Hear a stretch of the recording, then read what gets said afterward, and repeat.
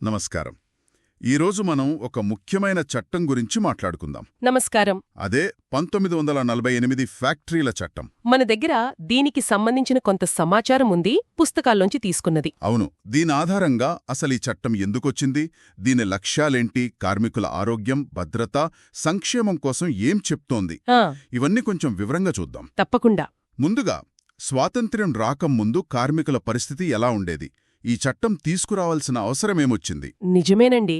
స్వాతంత్ర్యానికి ముందు అప్పటి పరిస్థితులు చాలా వేరుగా ఉండేవి. చాలామంది కార్మికులు వాళ్ళు నిరక్షరాస్యులు, పేదవాళ్లు. అంటే హక్కుల గురించి అవగాహన ఉండేది కాదన్నమాట. అవును, దాదాపుగా అంతే. తమ హక్కులేంటో వాళ్ళకి పెద్దగా తెలిసేది కాదు. యజమానులు కూడా అంటే వాళ్ల లాభం కోసమే చూసుకునేవారు. ప్రభుత్వం కూడా జోక్యం చేసుకునేది కాదా? అంతగా లేదు. యజమానీ కార్మికుల మధ్య విషయాల్లో జోక్యం చేసుకునే పద్ధతి అప్పట్లో లేదు. అంటే పరిస్థితి కొంచెం ఇబ్బందికరంగానే ఉండేదన్నమాట. అవునండి. అయితే స్వాతంత్ర్యం వచ్చాక మన దేశం పారిశ్రామికంగా ఎదగాలి కదా. అవును. అప్పుడు ప్రభుత్వం గుర్తించింది కార్మికుల ఆరోగ్యం, వాళ్ల సంక్షేమం కూడా ముఖ్యమే అని. అందుకే కార్మిక చట్టాల మీద దృష్టి సారించింది. ఓ. అంతకుముందు కూడా కొన్ని చట్టాలున్నాయి, 1881లో, 1934లో. కానీ వాటిలో కొన్ని లోపాలున్నాయి. వాటిని సరిదిద్దడానికి ఇదొచ్చిందా? ఖచ్చితంగా. ఆ లోపాలు సరిదిద్ది 1948లో ఈ ఫ్యాక్టరీల చట్టాన్ని తీసుకొచ్చారు. ముఖ్య ఉద్దేశ్యం కార్మికులకు సురక్షితమైన పని వాతావరణం ఇవ్వడం, వారి ఆరోగ్యం, సంక్షేమం చూడ్డం. కొన్ని కేసుల గురించి కూడా ప్రస్తావన ఉంది కదా? అవును. రవిశంకర్ శర్మ కేస్, భికుసా యమసా క్షత్రియ కేసులాంటివి ఈ చట్టం ప్రాముఖ్యతను చెప్పాయి. ఆ తర్వాత మీకు గుర్తుండే ఉంటుంది భోపాల్ గ్యాస్ దుర్ఘటన. అవునవును, చాలా పెద్ద విషాదమది. ఆ సంఘటన తర్వాత అంటే 1987లో ముఖ్యంగా ప్రమాదకర పరిశ్రమల్లో పనిచేసే కార్మికుల రక్షణ కోసం మరిన్ని కఠినమైన నిబంధనలు, ప్రత్యేక సవరణలు చేర్చారు. అర్థమైంది. మరి ఈ చట్టం ఏ ఫ్యాక్టరీలకు వర్తిస్తుంది? అంటే దాని పరిధి ఏమిటి? ఇది భారతదేశం మొత్తానికి వర్తిస్తుందండి. సాధారణంగా చెప్పాలంటే పవర్ వాడుతూ 10 మంది లేదా అంతకన్నా ఎక్కువ కార్మికులు పనిచేసే చోట. ఓకే.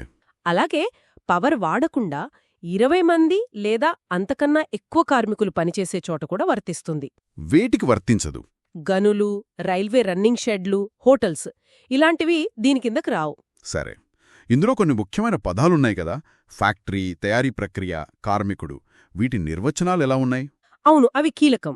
ముందుగా ఫ్యాక్టరీ అంటే ఏదైనా ప్రాంగణం లేదా దాని ఆవరణ, అక్కడ తయారీ ప్రక్రియ జరుగుతూ ఉండాలి.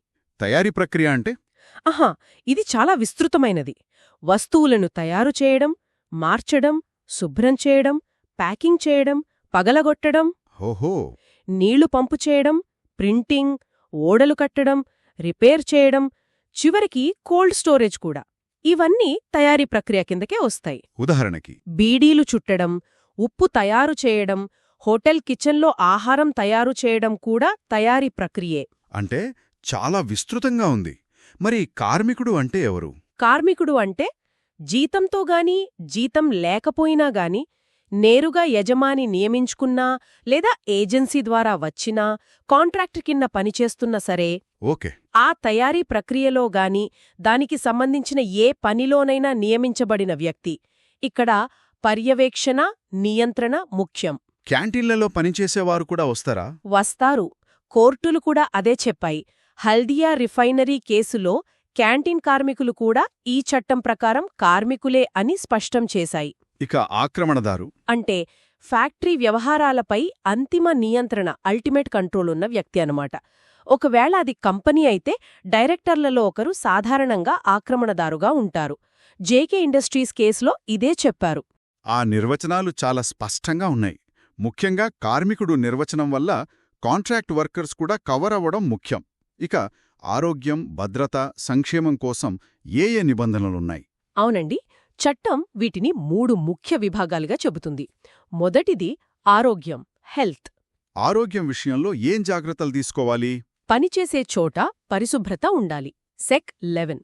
వ్యర్థాలను సరిగ్గా తొలగించాలి. సెక్ 12.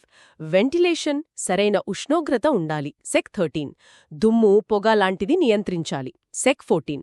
అలాగే త్రాగునీరు. అవును, మంచినీటి సౌకర్యం. సెక్ 18. మరుగుదొడ్లు సెక్ 19 తప్పనిసరిగా ఉండాలి. ఇక భద్రత, సేఫ్టీ విషయానికొస్తే యంత్రాలకు ప్రమాదం జరగకుండా ఫెన్సింగ్ లాంటివి ఏర్పాటు చెయ్యాలి. సెక్ 21 ప్రమాదకరమైన యంత్రాల దగ్గర యువకుల్ని పనిలో పెట్టకూడదు. సెక్ 23 హ్మ్, హానికరమైన గ్యాస్లు, ఆవిర్లు ఉంటే వాటి నుంచి రక్షణ చర్యలు తీసుకోవాలి. సెక్ 36 అగ్ని ప్రమాదాలు జరగకుండా ఫైర్ సేఫ్టీ ఏర్పాట్లు ఉండాలి. సెక్ 38 భవనాలు కూడా సురక్షితంగా, బలంగా ఉండాలి. సెక్ 40 ప్రమాదకర ప్రక్రియల గురించి కూడా ప్రత్యేకంగా చెప్పారు కదా.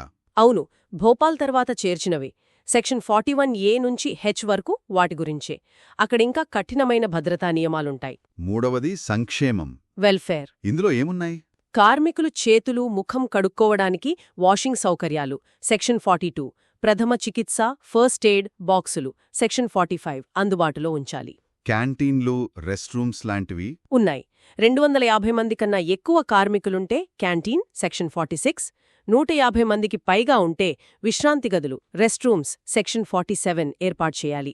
మహిళా కార్మికుల కోసం ఒకవేళ 30 మంది కన్నా ఎక్కువ మహిళా కార్మికులుంటే వాళ్ల పిల్లల కోసం శిశు సంరక్షణ కేంద్రాలు, క్రెషెస్. సెక్షన్ 48 పెట్టాలి. 30 మందికేనా? ఆ కాలంలో ఇది నిజంగా గొప్ప విషయం. అవును.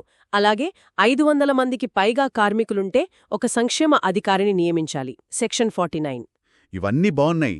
పని గంటలు, సెలవుల గురించి కూడా నియమాలుంటాయి కదా. ఖచ్చితంగా.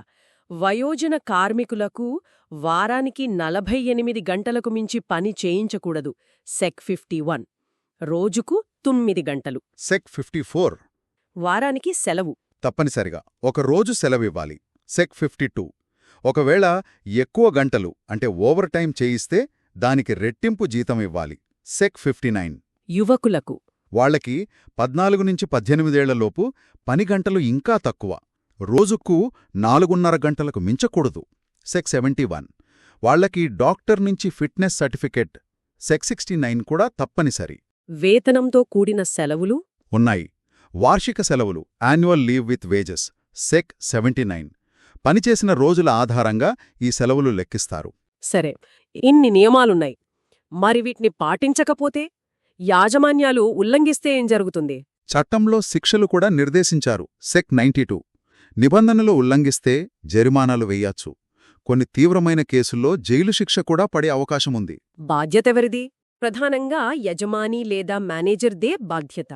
అయితే కొన్ని సందర్భాల్లో కార్మికులు కూడా తమ బాధ్యతల్ని, ఉదాహరణకు భద్రతా నియమాలు పాటించటం, సరిగా నిర్వర్తించకపోతే వాళ్లక్కూడా జరిమానాలు ఉండొచ్చు. సెక్ 97(111) అర్థమైంది. అంటే ఈ 1948 ఫ్యాక్టరీల చట్టమనేది మన దేశంలో కార్మికుల హక్కులకు, వాళ్ల పని పరిస్థితుల్ని మెరుగుపరచడంలో ఒక కీలకమైన ముందడుగని చెప్పొచ్చు. అవును. వారి ఆరోగ్యం, భద్రత, సంక్షేమానికి ఇది ఒక రక్షణ కవచం లాంటిది. నిజమేనండి. అయితే మనం ఆలోచించాల్సిన విషయం ఒకటుంది. ఈ చట్టం వచ్చి ఇన్ని దశాబ్దాలైంది. కానీ నేటికి అన్ని ఫ్యాక్టరీలలో, ముఖ్యంగా చిన్న ఫ్యాక్టరీలు, అసంఘటిత రంగంలో పనిచేసేవాళ్ల విషయంలో ఈ భద్రతా ప్రమాణాలు, కార్మిక హక్కులు ఎంతవరకు సరిగ్గా అమలవుతున్నాయి? ఇదొక ప్రశ్న. అవును, అది నిజమే. అంతేకాదు, ఇప్పుడు టెక్నాలజీ ఎంతగానో మారింది. పనిచేసే పద్ధతులు కూడా మారుతున్నాయి. గిగ్ వర్క్ లాంటి వస్తున్నాయి. ఈ మారుతున్న కాలానికనుగుణంగా ఈ చట్టంలో ఇంకా ఏమైనా మార్పులవసరమా? ఇది కూడా మనం ఆలోచించాల్సిన విషయమే.